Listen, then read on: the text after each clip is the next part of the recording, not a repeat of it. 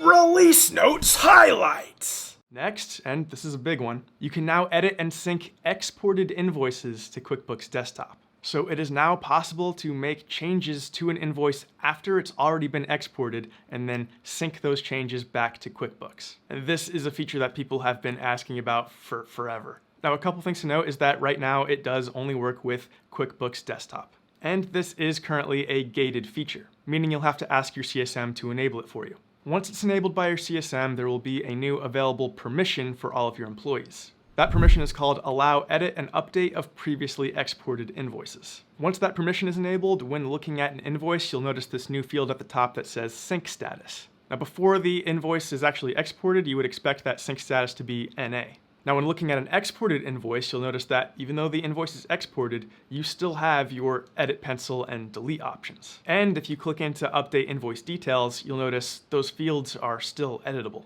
So if you make a change to that exported invoice and then hit save, you're going to get this pop-up. It's going to ask you if you'd like to save and sync, meaning save the changes to that invoice and sync it back to QuickBooks Desktop. Save and bypass, meaning save the changes in ServiceTitan but do not yet sync to QuickBooks, or cancel. Now, one example of a reason you might want to save and bypass and not sync that change back to QuickBooks is if you've just made a change but you know you're going to be making more changes. So if you're not done working on that invoice, then the save and bypass button is handy because you can keep making changes without having to wait for it to sync. So if you hit save and sync, then it's going to ask you which connection you want to sync to. That's in case you have multiple QuickBooks connections. You might not, you might just have one. Once that's done, you'll notice that the invoice did change in ServiceTitan, but you might also notice that the sync status still says NA.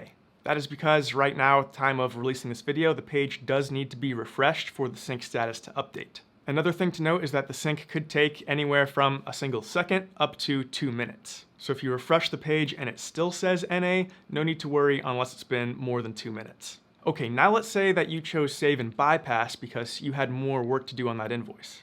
If you do that, then after a refresh, the sync status will change to bypassed. And once you're done editing that invoice and you're ready to sync it over to QuickBooks, you can click on that bypassed status and there's an option to resync. So that way you can push multiple invoice changes over to QuickBooks all at once versus having to sync them one by one.